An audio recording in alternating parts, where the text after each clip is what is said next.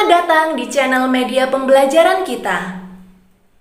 Sebelumnya, jangan lupa dukung selalu channel kami dengan cara klik like, subscribe, dan klik tombol loncengnya juga ya. Si Anton membeli kubis, tidak lupa membeli tomat.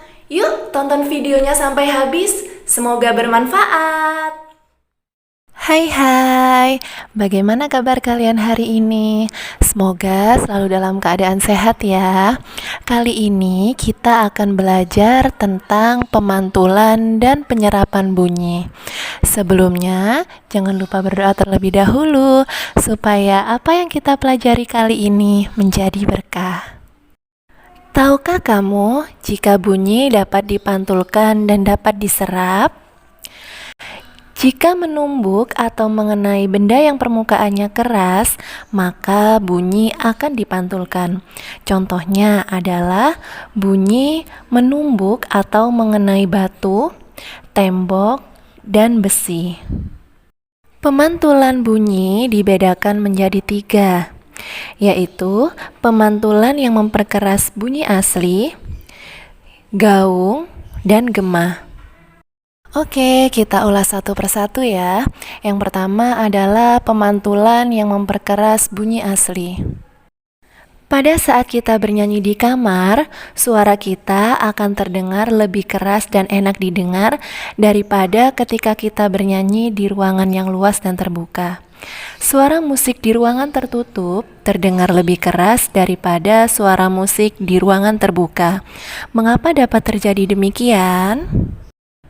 Pada ruangan kecil, bunyi asli dan bunyi pantul sampai ke telinga kita hampir bersamaan, sehingga bunyi pantul akan memperkuat bunyi asli. Itulah sebabnya bunyi terdengar lebih keras. Sifat pemantulan bunyi sangat penting bagi beberapa hewan loh, seperti kelelawar. Kelelawar dapat memancarkan gelombang bunyi.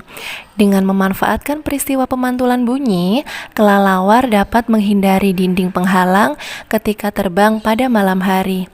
Selain itu, kelelawar juga dapat mengetahui mangsa yang akan disantapnya. Yang selanjutnya ialah gema. Gema adalah bunyi pantul yang terdengar dengan jelas karena datangnya setelah bunyi asli selesai. Untuk mendengar gema, kita perlu menunggu beberapa saat setelah bunyi aslinya.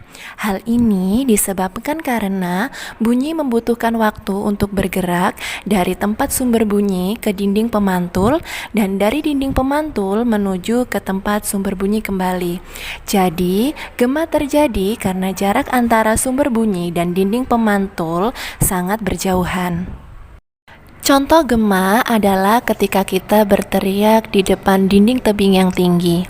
Suara kita seolah-olah ada yang mengikuti setelah selesai diucapkan. Hal ini terjadi karena bunyi yang datang ke dinding tebing dan bunyi yang dipantulkannya memerlukan waktu untuk merambat. Yang ketiga adalah gaung atau kerdam. Gaung atau kerdam adalah bunyi pantul yang tidak terdengar dengan jelas karena datangnya hampir bersamaan dengan bunyi aslinya. Sehingga bunyi pantulan ini bersifat merugikan karena dapat mengganggu kejelasan bunyi asli. Kerdam terjadi karena jarak antara sumber bunyi dan dinding pemantulnya yang sangat dekat. Contoh terjadinya kerdam adalah ketika kita sedang berbicara di dalam sebuah ruang pertemuan, ruang konser musik, atau gedung bioskop. Suara kita akan terdengar tidak jelas akibat terjadinya kerdam.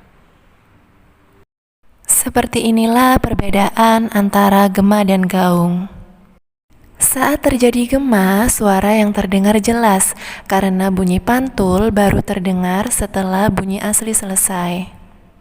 Sedangkan pada saat terjadinya gaung, suara yang terdengar tidak jelas karena bunyi pantul datang hampir bersamaan dengan bunyi asli.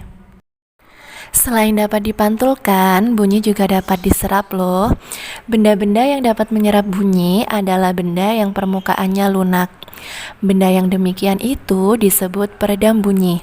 Misalnya karpet, goni, kertas, kain, busa, dan juga wol. Benda-benda tersebut dapat digunakan untuk mencegah terjadinya gaung atau kerdam.